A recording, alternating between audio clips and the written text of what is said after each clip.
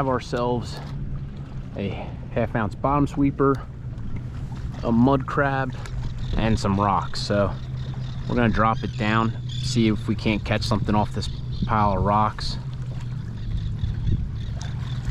Kind of curious what's down there. My guess is gonna be probably mostly tog, but you never know with the warm water, there might be something exotic.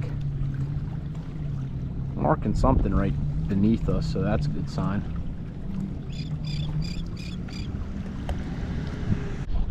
Oh, there was a good hit.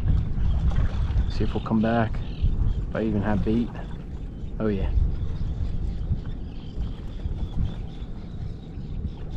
Come on.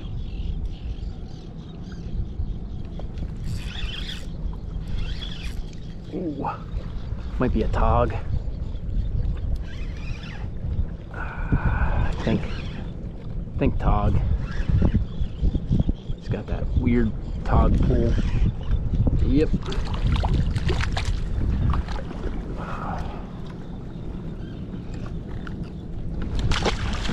Alright, so today's video, I'm going to show you kind of how I like to fish a rock wall like this. Right now we have an outgoing tide. Tide's coming this way and kind of turns around this corner here. What I try and do is set up in different areas where there's depth contour changes. Like right now we're in 24 feet of water, but if I keep going a little bit to my left, it's going to come right up. I feel like in those depth changes is where you're going to find a lot of fish, because you got, you know, all that current running this way, and picture that current running and then deeper hole. Those fish just sit in that hole and kind of can avoid a lot of that current where we're getting a hit. Although it kind of feels like a croaker or tog. Yeah, I knew they'd be sitting in this little spot. Actually, that's a croaker. Big croaker. It's like that's like the eating size right there, if you're gonna eat them. But let him live another day. All right, we're pulling up on that depth change again, and it's funny, you could see a school of fish, which I'm assuming are croakers. But if you look closely, let me right on that ledge, there's something big right there. So drop it right there. Could be a tog, could be sheep's head, flounder. A lot of fish love these structures. And the beauty of fishing, like we're on a pile of fish right under us right now. In fact, let me reel this in and set up a little better because I kind of drifted off of it. But a lot of fish love crabs, man, especially if you're fishing close to a jetty rock wall like this, because they're just loaded with crustaceans. And a lot of these fish are in this area, one for the habitat, but two to feed on those crabs.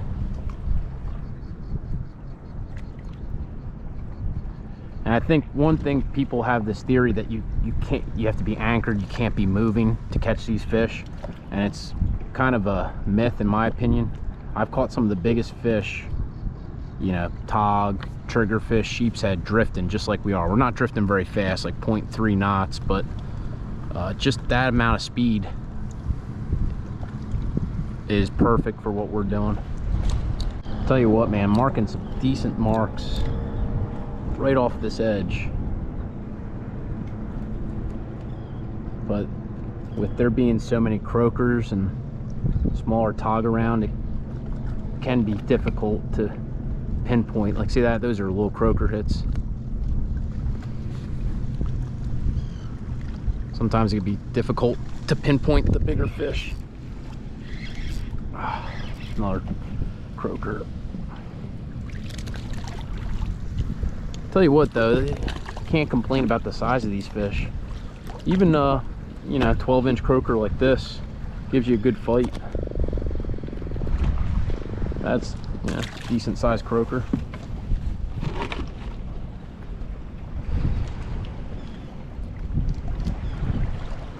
Alright, let's see if we can't get back on that little spot I found.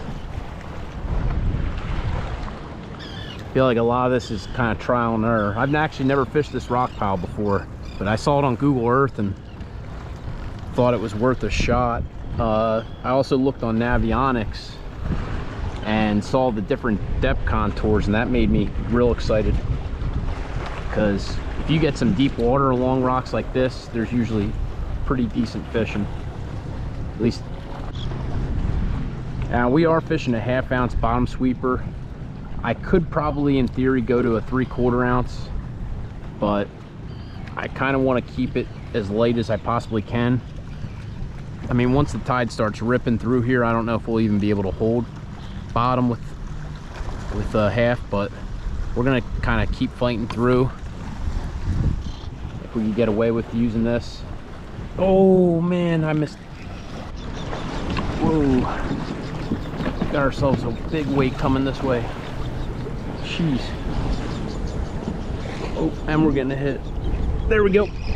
There's a fish. Probably a croaker. I'd venture a guess. Oh yeah. Another croaker. Guy was in the grass.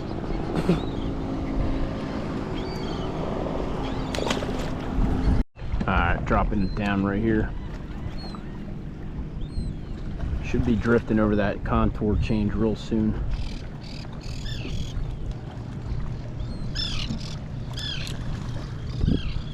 Tell you what, man, I love the summer, but man, I can't wait for September and October just to get a little bit of cooler weather. This like 90s plus has been pretty brutal. Passing over some fish now. Oh, and we just started getting hits as soon as we passed over fish. I think it might be more croakers though, or tog. Yeah, tog. I was gonna say, felt a little different.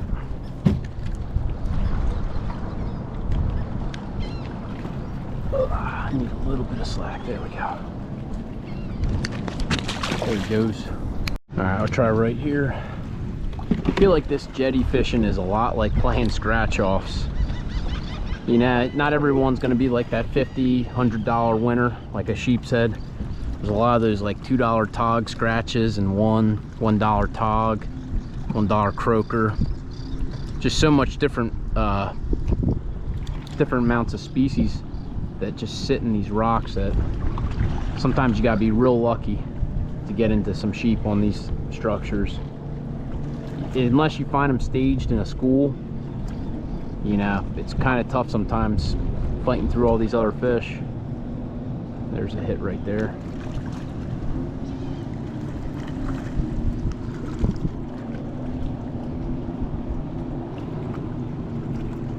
Passing over some fish again. Oh. And a snag. Yeah, it's a snag. And all I'm gonna do, pull ahead of it. Hopefully the angle will free it. Yep, there it goes. That's the beauty of these jigs, man. Rig, I'd probably be retying at this point, but jigs, you can kind of work your way out of them if you realize you're snagged right away.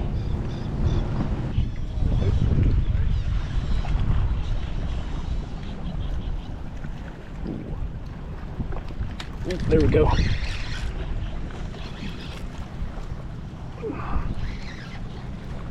Tog. Nah, tog. Tog. Yeah. Alright, I'm gonna try and pull.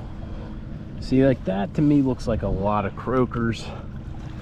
But every once in a while you see a decent mark mixed in with them, so you have to drop it down, kind of see what you're dealing with. That was like instant as soon as I hit bottom. Something was on it.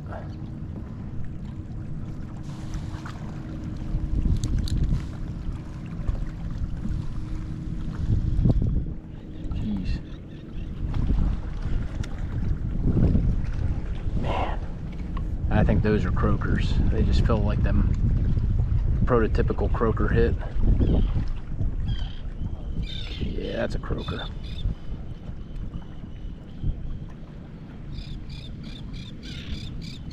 Might actually clean me. Nah, we're good. That's the nice thing about these mud crabs, is they're pretty hardy. If I were fishing like fiddler crabs, we'd be in a world of hurt, man, because they could be real fragile. These mud crabs, man, and the nice thing is it keeps a lot of the other interference fish away. Like, I haven't caught many sea bass on mud crabs, which is nice. If I were fishing sand fleas, man, them sea bass would be all over me. We're passing over some fish right as we speak too. And there's that hit. Oh, there we go. Yeah, there we go. Whoa, bigger tog, I think. Yep. Funny, man, there's some decent marks under me right now.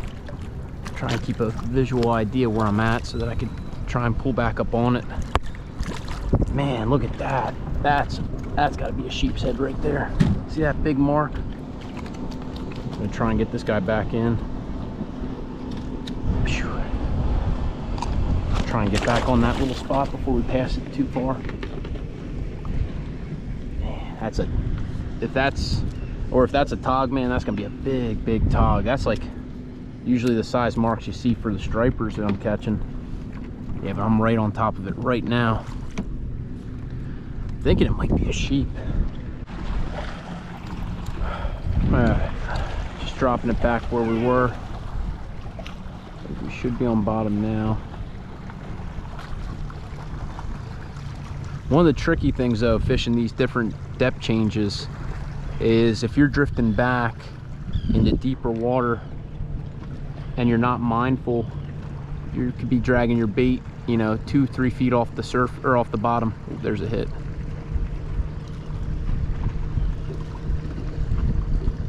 There we go. Oh, yes.